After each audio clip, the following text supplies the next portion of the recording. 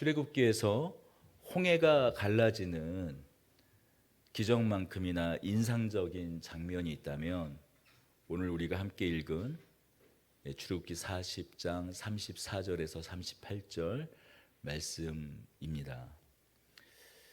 마지막이어서 출애굽기의 마지막 이야기여서 인상 깊을 수도 있지만 하나님의 충만한 임재가, 하나님의 임재하심이 성막 위에 임하고 하나님께서 다만 회막에 임재하실 뿐만이 아니라 회막에 곧 성막에 거하실 뿐만이 아니라 이스라엘과 동행하고 계심을 구름 기둥으로 보여주는 이야기입니다.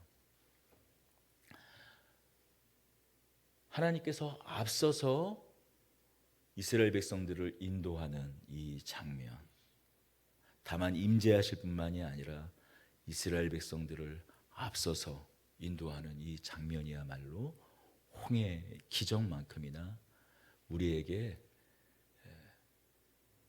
놀라운 하나님의 일하심으로 우리는 확인할 수 있습니다. 성도라면 누구나 홍해가 갈라지는 기적을 체험하기 원합니다. 그러나 우리가 놓치고 있는 것이 있어요. 그 기적만큼이나 우리가 원해야 하는 것, 우리가 갈망해야 하는 것, 우리가 기뻐해야 하는 것은 기적보다도 더 큰 하나님의 동행, 하나님의 임재하심입니다. 바로 출애굽기 이 40장이 하나님의 동행으로, 하나님의 인도하심으로 이 이야기를 마치고 있는 것은 우리에게 시사하는 바가 큽니다. 홍해를 우리가 건넌 것, 홍해의 기적은 무엇을 상징하는 사건일까요? 어쩌면 잊어먹었을 수도 있겠지만 바로 우리의 구원을 말씀합니다. 구원이란 건널 수 없는 바다를 건넌 거예요. 돌아갈 수 없는, 이제 더 이상 돌아갈 수 없는 바로 그 세계를 떠나 새로운 세계로 나아간 것, 바로 그것이 구원이에요. 여러분, 우리가 생각할 때 나도 그런 기적을 좀 경험하고 싶습니다. 나도 그런 기적을 경험하면 내가 더 잘 믿을 수 있을 것 같아요 라고 얘기하지만 아니요.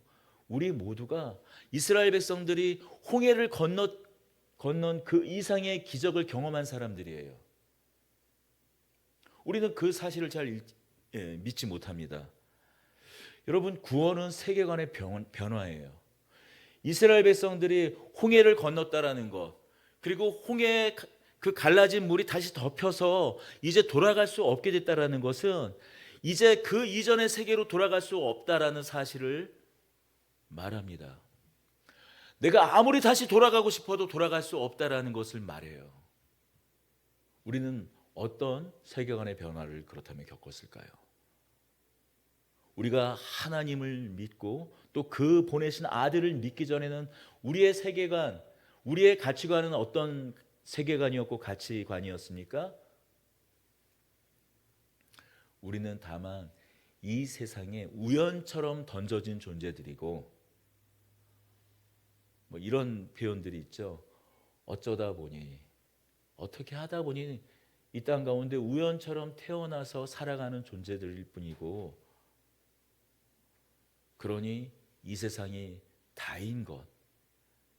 우리의 주된 세계관은 그 내용이 바로 우연에 사로잡힌 사람들이었어요. 그러나 하나님을 믿고 그 보내신 아들을 믿는다라는 것은 무엇입니까?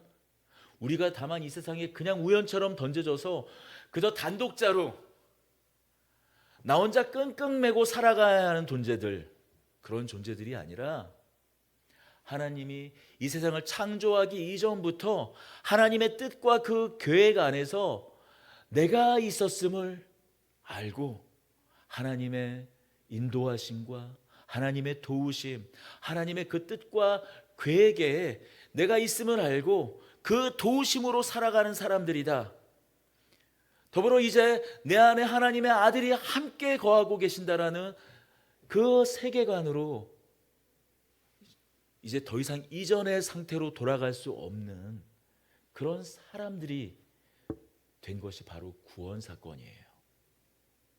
이스라엘 백성들이 마치 이제 더 이상 애굽으로 돌아갈 수 없었던 것처럼 이제 우리 역시 예수 그리스도로 말미암아 그 이전의 세계관, 그 이전의 가치로 돌아갈래야 돌아갈 수 없는, 안 믿는 것이 더 어려워져 버린 그런 변화, 바로 그 구원 사건을 경험한 사람들이, 그 기적을 구원한 사람들이 우리라는 겁니다. 그러니 여러분, 이미 우리가 하나님을 믿고 있다라는 것, 이미 우리가 그 보내신 아들을 믿고 있다라는 것이야말로 기적 중의 기적입니다. 더 이상 바랄 기적이 없는 사람들이 바로 우리라는 것이죠. 그럼에도 불구하고 이 출애굽기 마지막은 하나님과의 동행을 보여주고 있습니다. 구원 이후의 삶이 무엇인가? 그렇다면 그렇게 세계관의 변화를 겪은 사람들이, 이전의 세계로 돌아갈래야 돌아갈 수도 없는 사람들이, 이제 더 이상 애굽이 말하는, 애굽이 상징하고 있는 죄와 사망의 권세에 사로잡혔던 사람들이 이제 그 아들의 나라, 골로새서는 이렇게 얘기하고 있죠. 사망과 권세에서 그 아들의 나라로 옮겨진 사람들이, 그렇다면 어떻게 살아가는가? 구원의 구체적인 내용은 무엇인가? 그것은 하나님과의 동행이다. 하나님의 인도하심을 따라 사는 삶이다. 바로 그것을 이 출애굽기 34장에서 이 40장 34절에서 38절은 아주 짧지만 우리에게 분명하게 보여주고 있는 것입니다.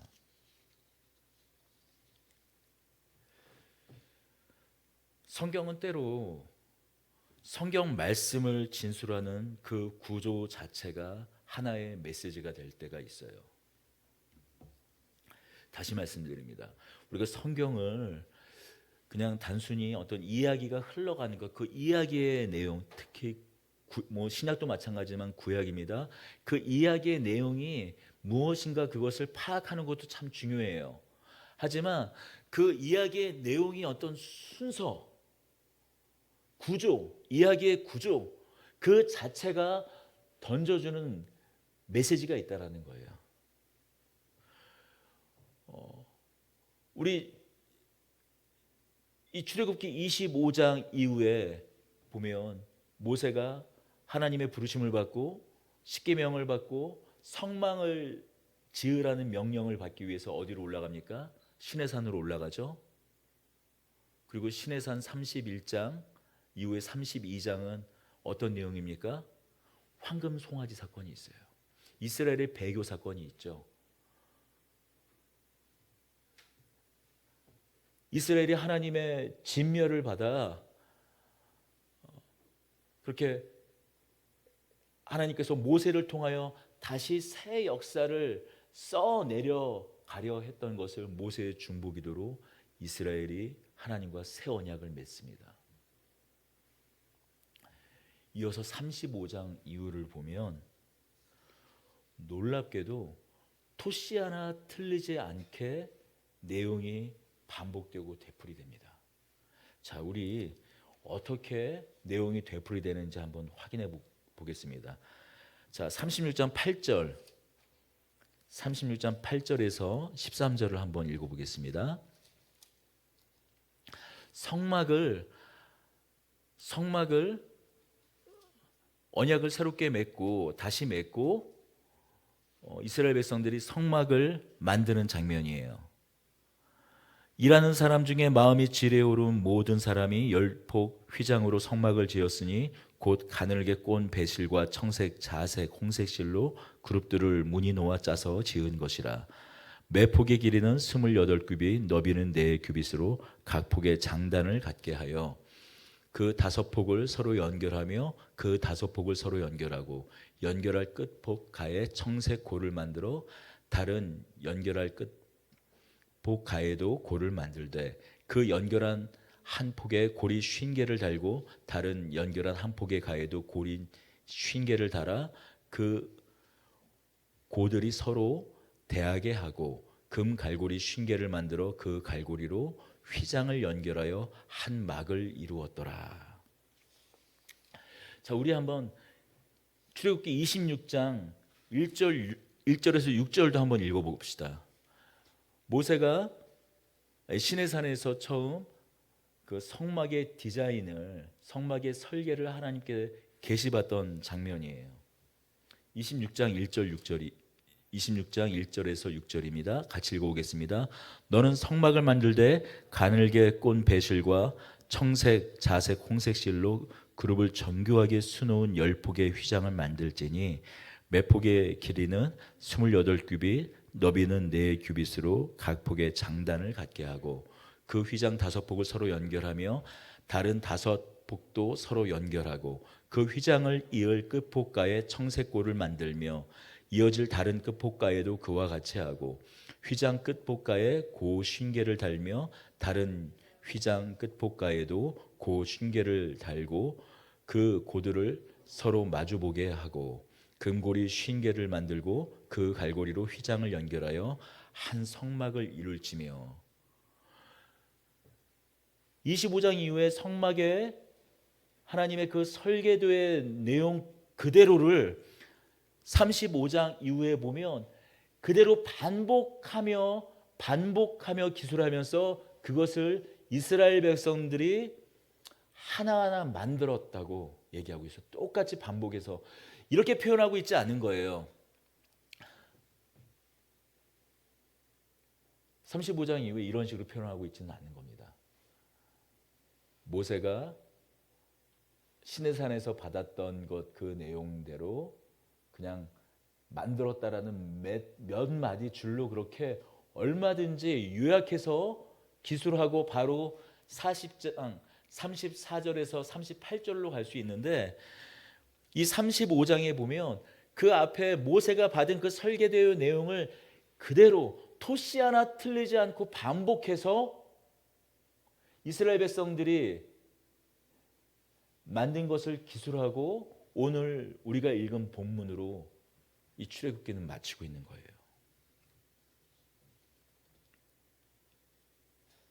왜 이렇게 기술하고 있는 것일까요? 비로소 이스라엘이 순종하고 있음을 보여주고 있는 거예요. 어떻게 보면 지루할 정도로 반복해서 이스라엘 백성들이 모세에게 하나님께서 계시하신 그대로 토시 하나 틀리지 아니하게 그대로 순종하여 만들고 있는 것을 보여주고 있는 것입니다. 중요한 점은 이겁니다. 여기서 놓치면 안 되는 점은 이거예요. 그리고 하나님은 이스라엘의 이 순종을 무엇과 연결짓고 있냐면 바로 이 성전 건축을 하나님의 창조 행위와 연결짓고 있어요. 하나님께서 온 세상을, 이 온 우주를 창조하고 계실 때 그 사건과 연결짓고 있는 거예요. 40장 17절부터 다시 한번 읽어볼까요? 40장 17절입니다. 둘째 첫째 달 곧 그달 초하루에 성막을 세우니라. 모세가 성막을 세우되 그 받침들을 놓고 그 널판들을 세우고 그 띠를 띄우고 그 기둥들을 세우고 또 성막 위에 막을 펴고 그 위에 덮개를 덮으니 여호와께서 모세에게 명령하신 대로 되니라.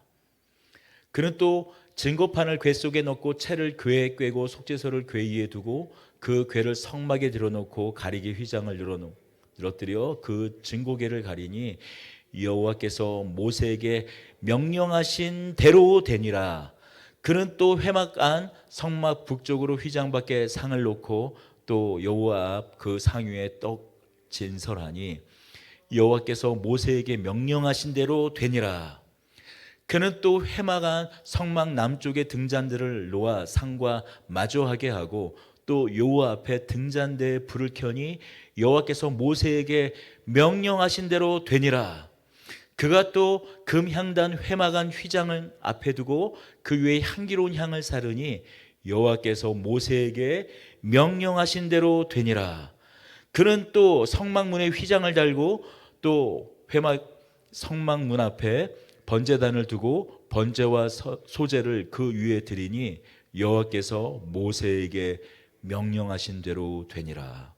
그는 또 물두멍을 회막과 제단 사이에 두고 거기 씻을 물을 담으니라.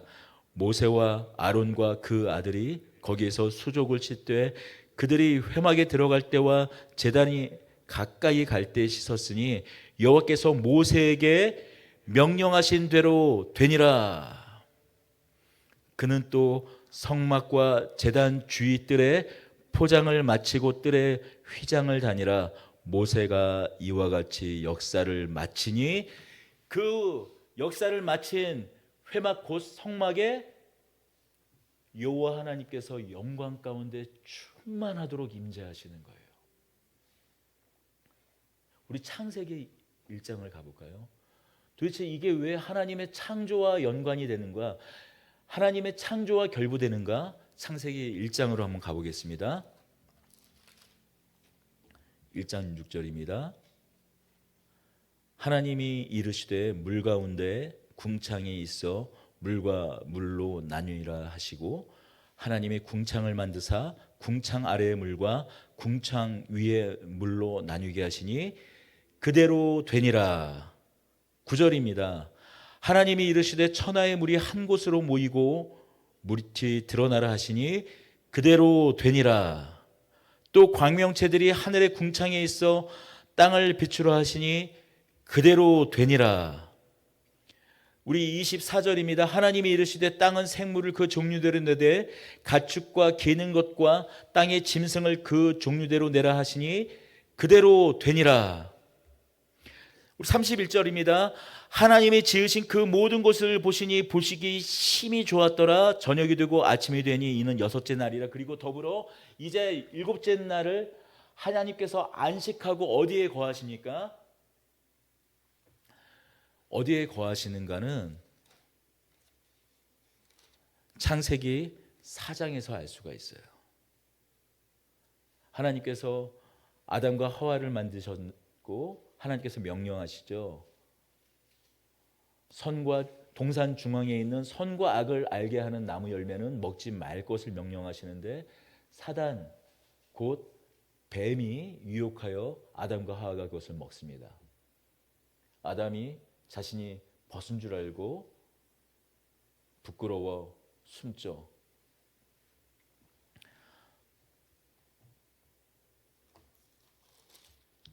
(3장 7절 8절 9절을 읽어보겠습니다. 창세기.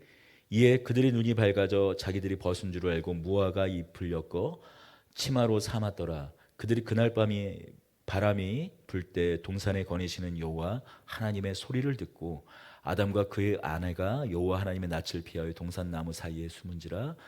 여호와 하나님이 아담을 부르시며 그에게 이르시되 내가 어디 있느냐.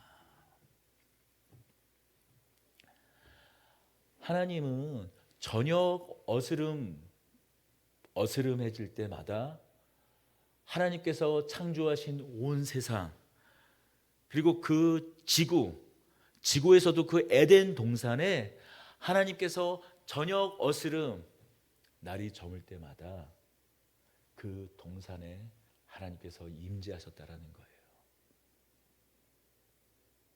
아담과 하와와 함께 하시기 위해 그 동산에 함께 거니시기 위해서 함께 동행하시기 위해서 함께 이 창조의 세상의 그 기쁨을 함께 나누고 아담과 하와와 교제하기 위해서. 달리 말하면 오늘 우리의 하나님과 동행하고 하나님의 이 창조 세상을 하나님께서 창조하신 세상을 함께 기뻐하며 그것을 누리며 그것을 감사하는 최고의 행위가 무엇입니까? 교제의 하나님과 교제하는 그 최고의 행위가 무엇입니까? 그 예배 아니에요? 하나님과 동산을 함께 거니는 것, 그것이 아담과 하와의 예배한 방법이었어요.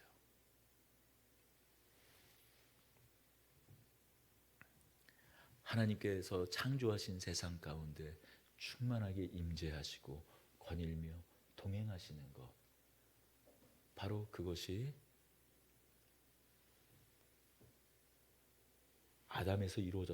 에덴에서 이루어졌던 것입니다. 그러니 에덴은 온 우주의 중심 가운데 있었던 하나님의 성전이기도 하셨던 거예요.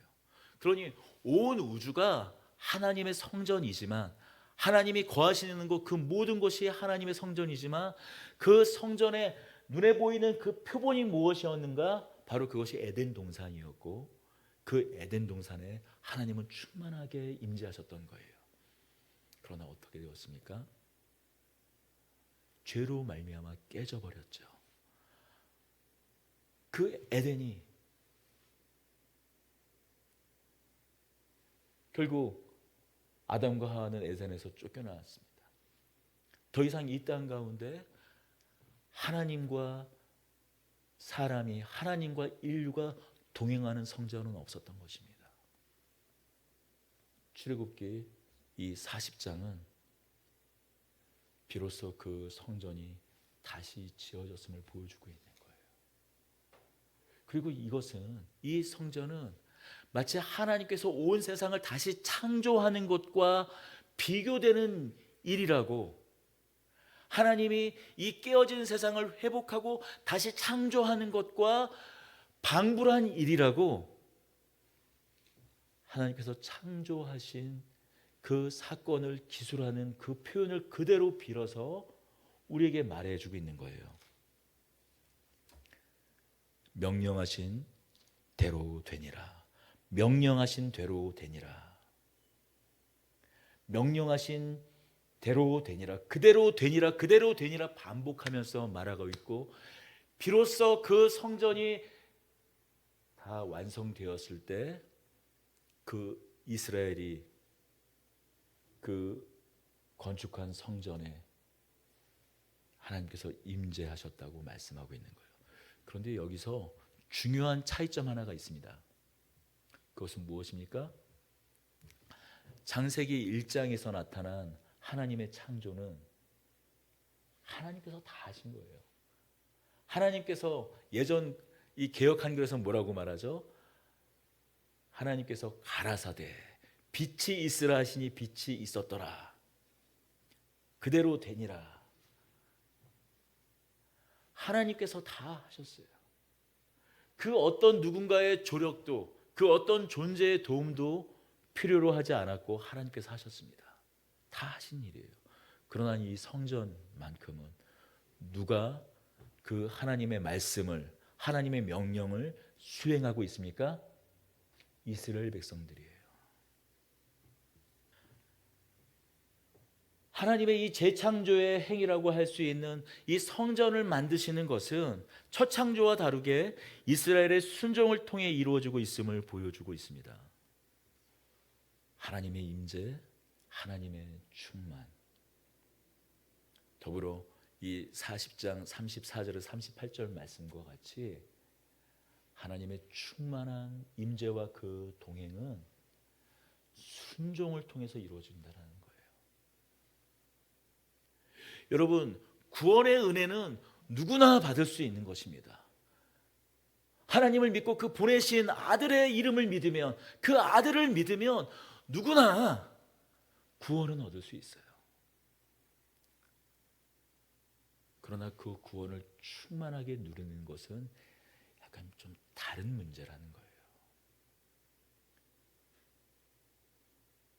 여러분, 누구나 기적을 원하죠? 하나님과의 동행을 원합니다. 모세가 기도한 그 마지막 중보 기도의 내용이 무엇이었습니까? 하나님, 우리와 동행하지 아니하실 거면, 우리와 함께하지 아니하실 거면 하나님 차라리 우리를 가나안 땅에 보내지 마시옵소서, 우리를 올려보내지 말라 달라고 간곡하게 기도했던 것이 모세의 마지막 기도 내용 아니었습니까? 구원만큼이나 중요한 것, 바로 그것이 하나님의 임재와 동행이라는 것이에요. 그것은 무엇으로 그 동행과 임재는 가능한 것인가? 바로 순종이라는 것입니다. 첫 창조는 하나님께서 다 하셨어요. 그러나 아담의 실패, 아담의 불순종은 하나님의 그 재창조를 위해서 우리에게 무엇을 요구하는가? 순종을 요구하신다는 거예요.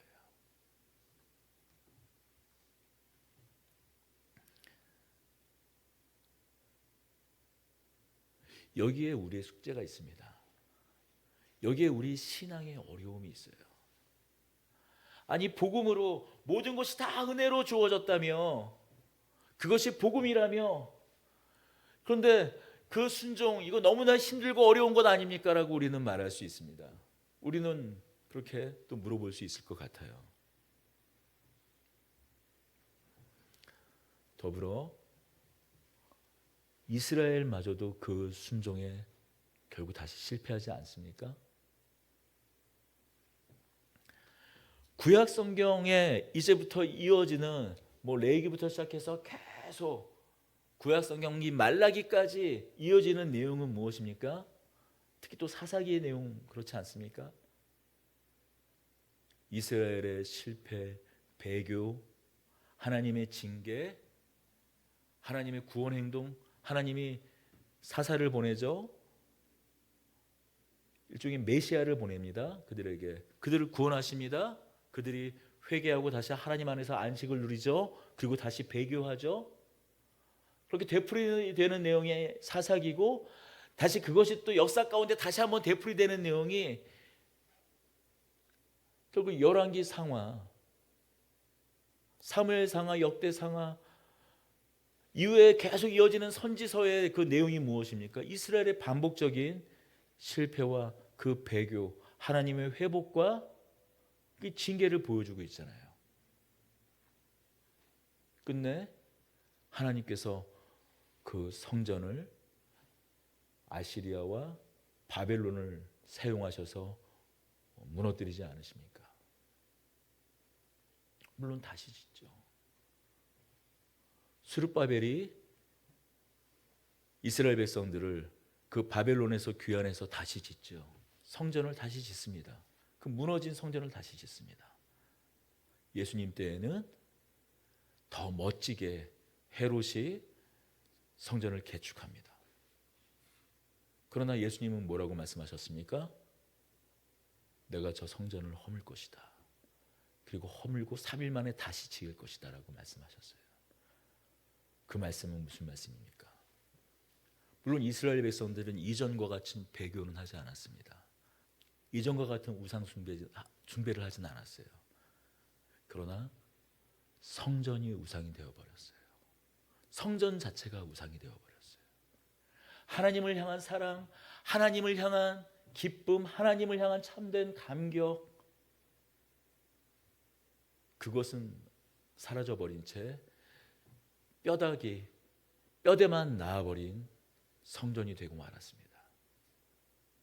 그 증거가 제사장들의 타락 아니었습니까? 제사장들이 성전에서 여러 환전상들과 장사꾼들의 뇌물을 받아서 성전들을 시장바닥으로 만들어 버렸잖아요. 당시 예루살렘 도성에 있는 목욕탕이 있었습니다. 왜냐하면 성전에서 예배를 드리기 위해서, 성전의 제사를 드리기 위해서 정결 예식을 치러야 되기 때문에 예루살렘 곳곳에는 목욕탕이 있었어요. 근데 그 목욕탕을 누가 운영했는가? 제사장들의 소유였어요. 그것을 돈벌이로 삼았습니다. 이스라엘 백성들은 그저 성전에만 가면 모든 것이 해결된다고 생각하는 그런 성전 자체를 우상화했고, 제사장들은 그것을 노리고 그것을 돈벌이로 삼아 성전을 강도의 구례로 만들어 버렸습니다. 또 다른 배교가 일어난 것이죠. 예수님께서 말씀하셨죠. 이 성전을 내가 3일 만에 헐어버리고 3일 만에 다시 짓겠다. 우리 요한복음 19장 30절을 가보겠습니다. 요한복음 30절입니다. 우리 마태, 마가, 누가, 요한복음에 여러 곳에 걸쳐서 예수님의 가상칠언 십자가에서 돌아가실 때 하신 그 7가지의 말씀을 우리가 이게 숨을 거두면서 마지막 예수님, 하나님의 아들이신 예수님께서 모든 그 진액을 다 쏟아내시며 하신 그 말씀 7가지를 가상칠언이라고 하는데, 마지막 말씀이 이렇게 우리에게 소개되고 있습니다. 요한복음 19장입니다. 30절입니다. 요한복음 19장 30절. 예수께서 신 포도주를 받으신 후에 이르시되 다 이루었다 하시고 머리를 숙이니 영원히 떠나시니라. 다 이루었다. 무엇을 다 이루었을까요? 이스라엘이 끝내 순종하지 못한 그 순종, 하나님의 모든 말씀과 모든 요구를 이루어내신 그 순종으로 말미암아 다 이루었다라는 거예요. 다 이루셨다라는 거예요. 그래서 예수님께서 십자가에 못 박히시고 찢기시고 피 흘리셔서 다 이루신 그 일을 통해서 무엇이 이루어졌나요? 성전이 다시 세워진 것입니다. 누구의 몸이에요? 예수 그리스도의 몸에 성전이 다시 영원히 누구도 허물 수 없는 영원한 하나님 나라의 성전이 이루어진 것입니다. 우리 에베소서 1장으로 가보겠습니다. 에베소서 1장입니다.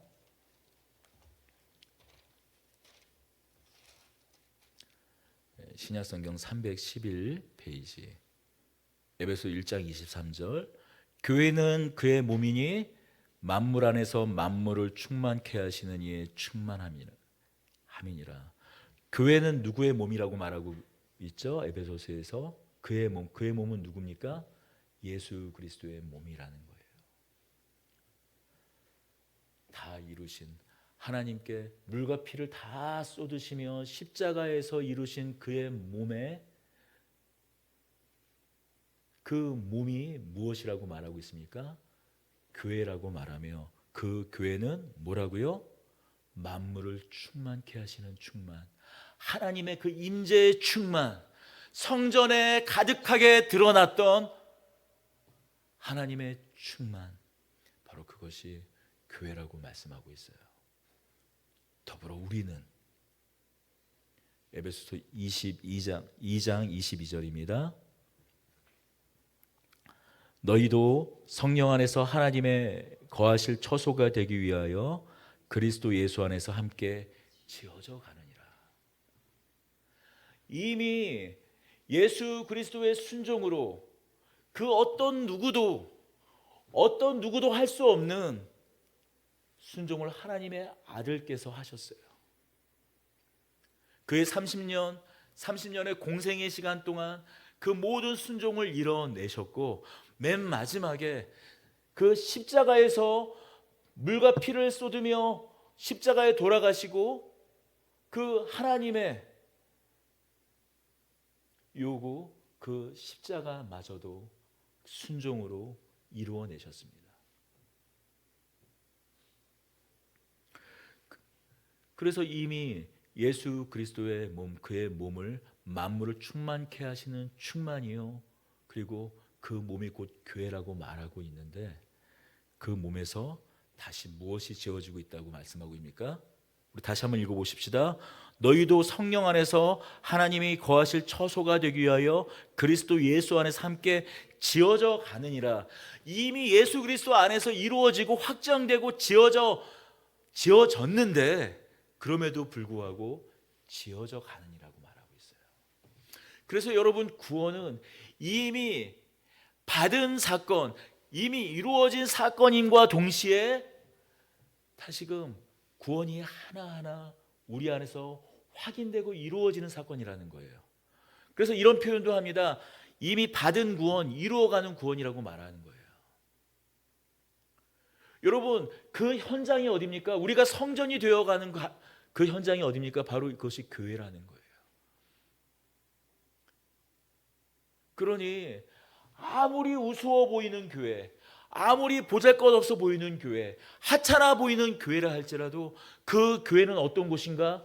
하나님의 창조 행위가, 하나님이 오늘도 역사하시고 이루시는 재창조의 행위가, 이스라엘 백성들이 그 말씀 하나하나, 모세가 시내산에서 하나님의 설계를 계시로 받은 것을 하나하나 순종하여 그것을 이루어갈 때 그대로 되니라, 그대로 되니라, 하나님의 그 창조가 창세기 1장에서 말씀하신 그대로 되니라, 그대로 되니라를 이스라엘 백성들이 그대로 하여 성전에 하나님의 충만함이 임하였지만 결국 그들이 실패하여서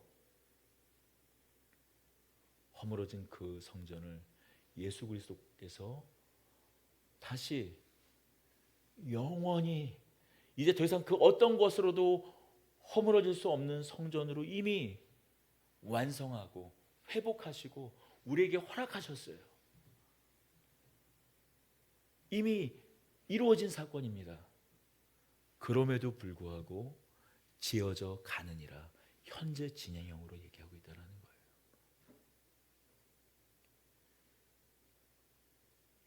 우리에게 이스라엘 백성들과 같은, 아니 그보다 놀라운 순종을 하나님께서 요구하고 있다는 거예요. 하나님의 말씀 안에서 그 순종을 요구하고 있다는 거예요. 그 순종은 어떻게 이루어집니까? 다른 어떤 곳이 아닌 바로 이 교회에서 이루어진다는 거예요. 그러니 이 교회에선 순종하고 교회 밖에서는 순종 안 해도 되고 그 말씀을 하는 것이 아닙니다. 이런 말을 하면 꼭 그렇게 이해를 해요. 교회에서만 잘하면 되는 것이 아니라 우리가 깎여지는 그 모든 것이, 우리가 하나님의 말씀을 배우고 또 이 배운 말씀을 세상 가운데 나가 그 말씀을 실천하며 순종하는 그 모든 하나님의 말씀을 따르는 그 말씀 그대로 행하는 우리의 삶이 바로 성전으로 지어져 가는 가장 아름다운 하나님의 충만이 된다는 것이에요. 결국 출애굽기가 말하고 있는 것은, 우리가 이 출애굽기를 마지막 결론을 내면서 확인하는 것은 무엇인가? 이제 그 하나님의 영광과 충만이 우리에게 나타났다는 거예요. 그 하나님의 열심이, 하나님의 일하심이 우리 안에서 나타난 바 되었다는 것입니다. 여러분, 우리는 이스라엘 백성들처럼 구름기둥, 불기둥을 볼 수는 없습니다. 그러나 우리는 우리 삶을 통하여서 언제나 확인하게 될 것입니다. 우리보다 먼저 일하시고 먼저 앞서시는 하나님을 우리의 삶을 통해서, 이 땅 가운데에서 삶을 통해서 만나게 될 줄로 믿습니다. 내가 앞서서 가나안 땅의 칠족소들을 쫓아내리라 라고 말씀하셨던 그 하나님이 우리의 삶에서 역사하시고 일하실 줄로 믿습니다. 우리의 시간 가운데에서 2024년을 먼저 알파와 오메가, 시작과 끝 되신 하나님께서 2024년을 이미 앞서서 역사하시고 살피시며 준비하시고 예비하시는 줄로 믿습니다.